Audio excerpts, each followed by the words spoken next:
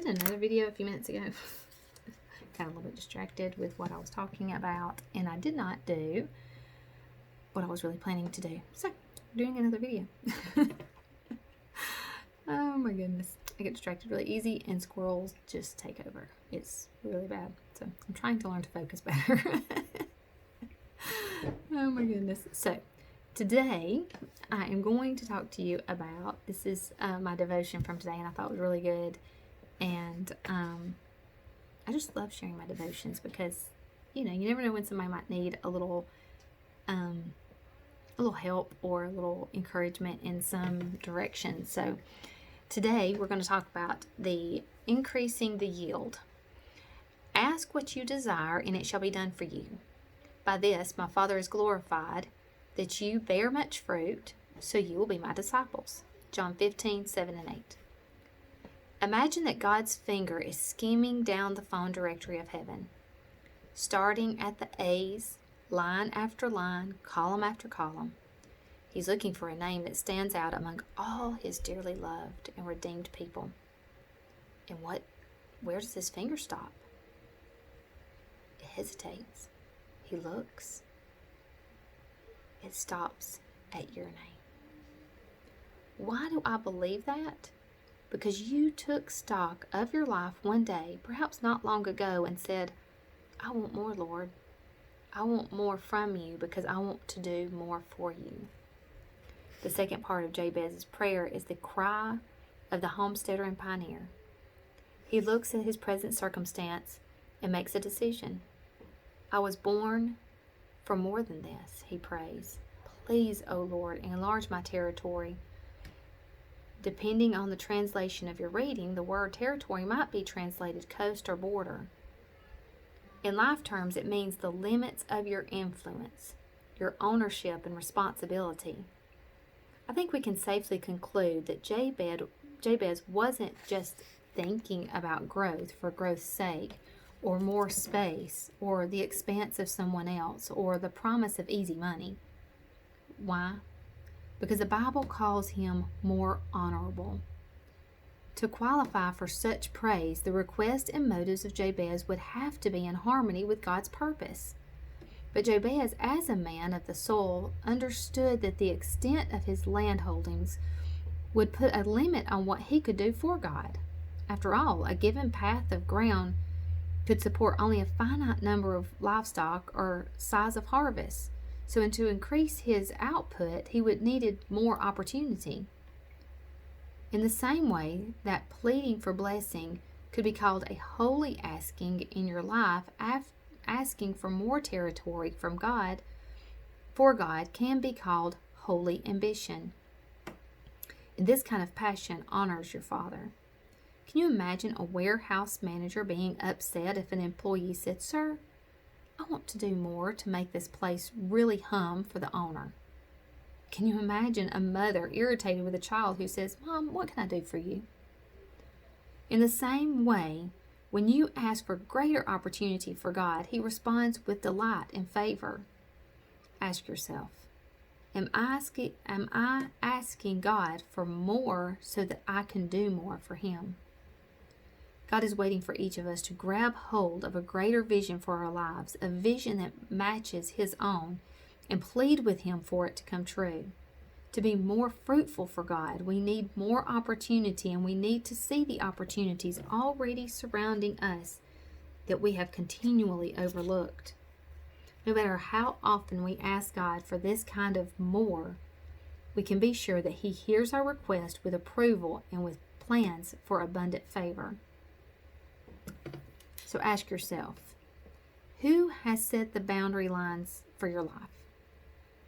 Is it your circumstances, other people, yourself?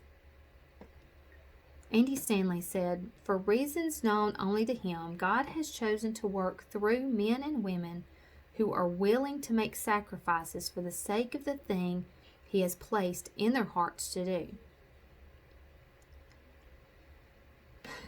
So I encourage you today, think about, there's always this fine line of people saying, we shouldn't just ask for money. I agree. But money in the hands of good people that's doing good things with it is a good thing. If you're living paycheck to paycheck and you can't even see past week to week, and you can't see past where you are, you're not helping someone else and you're not benefiting anybody. So just think about it a little bit, that God put you here for some reason. He didn't leave you here stranded. His word says, I have a plan for you, plan for hope and a future, not for evil, not for bad. God knows the plan, but we have to be willing to step outside of ourselves and move toward that vision.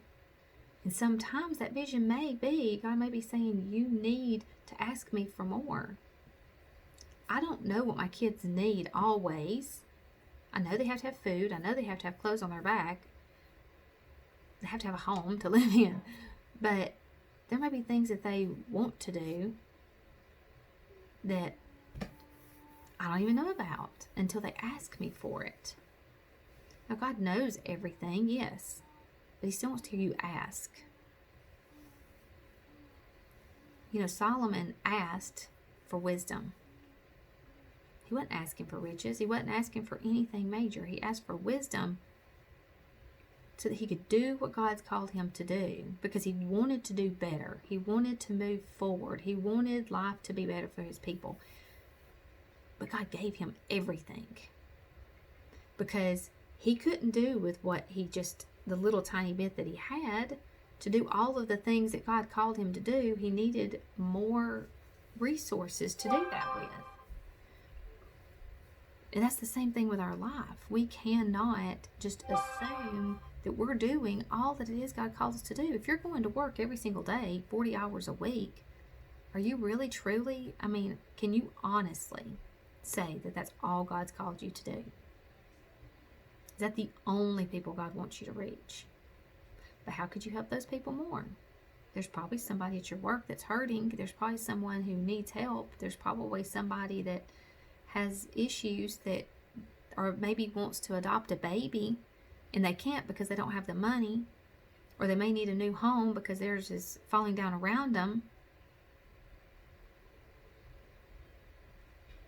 So ask the Lord how you can help. What can you do? Give you wisdom to know how to help. But if you have more resources, then you can be a resource.